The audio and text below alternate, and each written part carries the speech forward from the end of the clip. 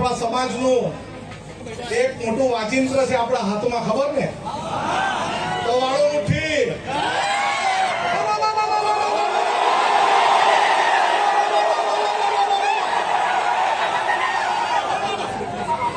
આપણે આદિવાસી સમાજ એટલે એક એવો સમાજ આ દુનિયામાં છે એ કોઈના બાથી ડરતો બી નથી અને ઝૂકતો બી નથી.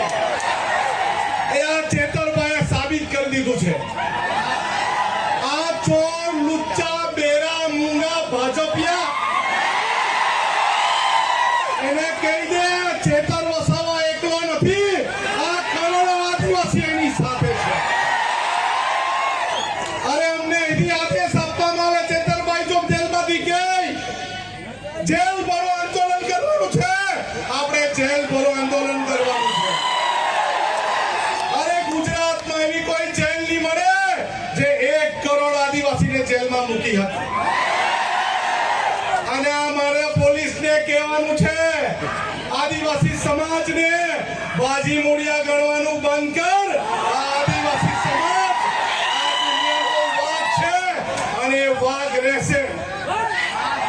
હવે પછી છે ને લાફાવાળી કરવાની જરૂર નથી. અરે ભગાવા વાળું કરવાનું શરૂઆત કરવાનું છે.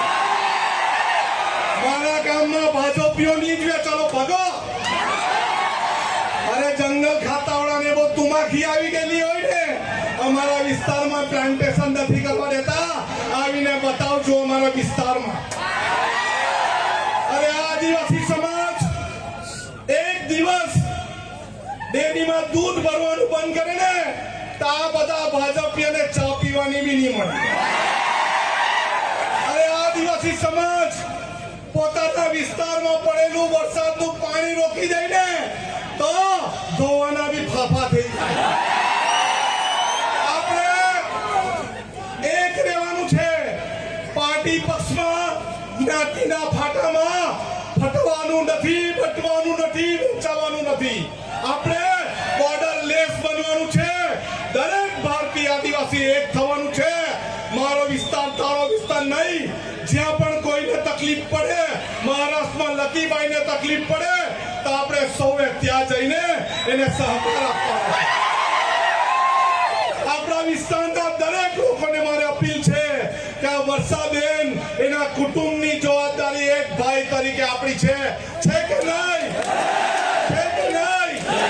અને પોલીસવાળા, અહીંના પોલીસવાળાને બી કહેવા માંગુ છું, તમારામાં તાકાત હોય ને આવનારા દિવસમાં જેલ